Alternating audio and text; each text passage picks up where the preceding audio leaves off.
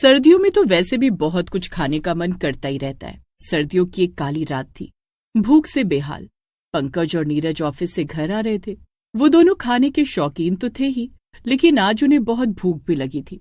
रोज तो उनका बॉस उन्हें जल्दी घर भेज दिया करता था, लेकिन आज काफी समय हो चुका था। भूख के मारे इतना बुरा हाल हो गया है, घर जाकर बना भी नहीं पाएंगे और रास्ते में कुछ दिखाई भी नहीं दे रहा है।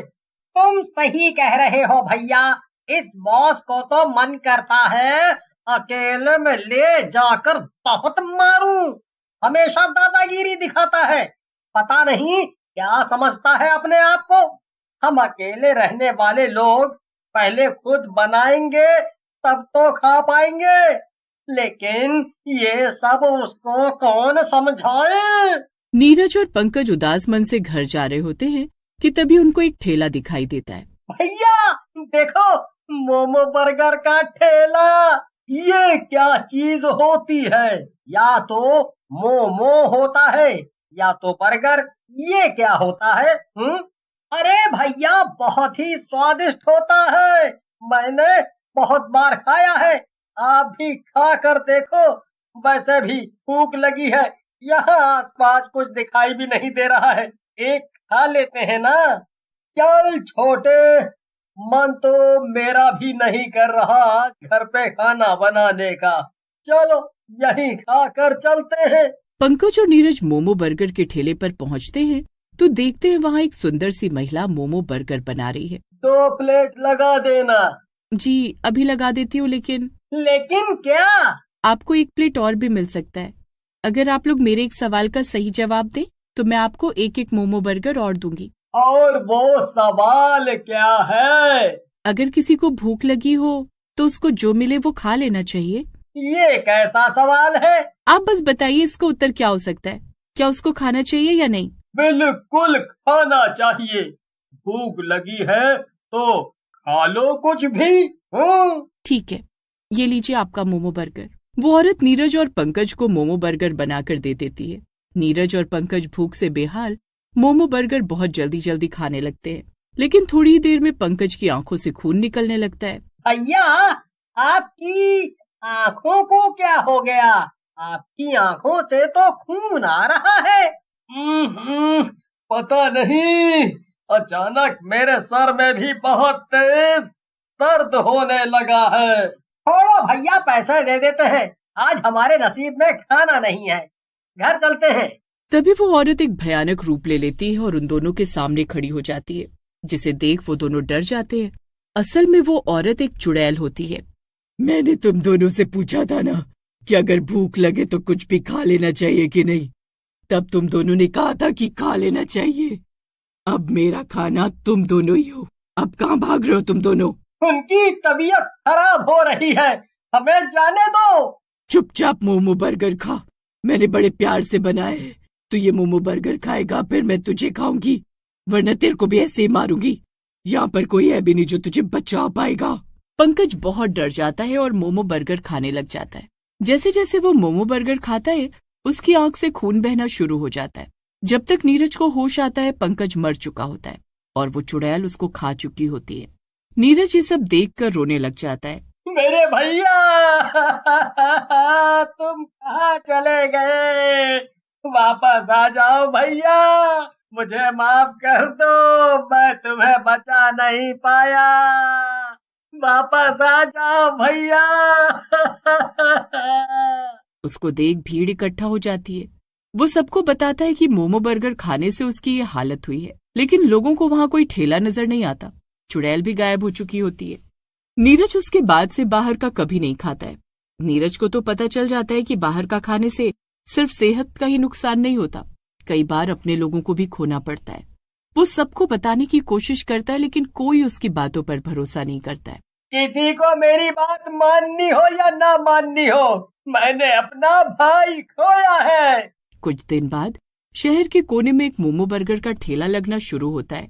जो वहां से जाता है उसकी खुशबू उसको रोक लेती है। एक मोमो बर्गर सिर्फ 10 रुपए का। इतनी सस्ती चीज आज के जमाने में कहाँ मिलती है? इतना सस्ता, चलो ट्राई करके देखते हैं। वैसे भी एक ही लाइफ है, कुछ न कुछ तो ट्राई करते रहना चाहिए। नहीं यार, मैं डाइटिंग पर हूँ, मैंने ये सब छोड़ दिया है। नहीं नहीं नहीं नहीं खा पाऊंगी। एक ही लाइफ है तो उसको हेल्दी बनाकर भी तो निकाला जा सकता है। हमेशा बुरा खाकर ही क्यों एक लाइफ को जी पाते? क्यों इस लाइफ को बीमार होकर बर्दाश्त? ओहो, इतना ज्ञान मत दे। चल तू नहीं खाएगी तो मैं ही खा लेती हूँ। प्रिया खाती है तो उसके पेट में गुड़गुड़ होती है। मोमो बर्गर बेचने वाली औरत उसको देखकर मुस्कुराती है। क्या हुआ मैडम, और नहीं खाएंगे? मैंने सोचा ही नहीं था कि 10 रुपए का दे रही हो तो कुछ खराब ही बेच रही होगी। इतना गंदा मोमो बर्गर मैंने आज तक नहीं खाया। थू। औरत को प्रिया की बातें सुनकर बहुत बुरा लग जाता है। प्रिया अपने घर अकेले जा रही होती है तो वो औरत उसके पीछे पीछे चलती है और अचानक से ही चुड़ैल रूप में आ जाती है। प्रिया घूमकर देखती है और बहुत बुरी तरीके से गिर जाती है। कौन हो तुम? मेरा पीछा क्यों कर रही हो? छोड़ दो मुझे वरना मैं पुलिस को बुलाऊंगी। मैं पढ़ी लिखी लड़की हूँ, मेरे साथ तो कुछ नहीं कर सकती तुम। चलो निकलो यहाँ से। तुझे मेरे मोमो बर्गर अच्छे नहीं लग रहे थे ना? अब तुझे जीवन में कुछ अच्छा नहीं लगेगा। तू कुछ खाए भी तो तुझे स्वाद नहीं मिलेगा। चुड़ैल प्रिया की जुबान खींचकर काट देती है। प्रिया वहीं तड़पती रहती है लेकिन उसके मुंह से आवाज नहीं निकलती है। प्रिया बेचारी किसी को बता ही नहीं पाती कि उसके साथ क्या हुआ। वो लिखकर अपने दोस्त को दिखाती है लेकिन वो भी कुछ नहीं कर पाती है। अब पूरी जिंदगी वो बिना जीप के रहती है। तुझे कहा था डाइटिंग कर ले, लेकिन तूने मेरी बात नहीं मानी। अब वो ठेला वहां से काफी दूर एक गली में लगने लग जाता है। लोग उसे वहां पसंद करने लगते हैं, लेकिन गली के पुराने लोगों को यकीन था कि वो कोई आम औरत नहीं, एक चुड़ैल है। पता नहीं ये सच है कि नहीं, लेकिन मोमो बर्गर के भूतिया किस्से बहुत सुने हैं मैंने।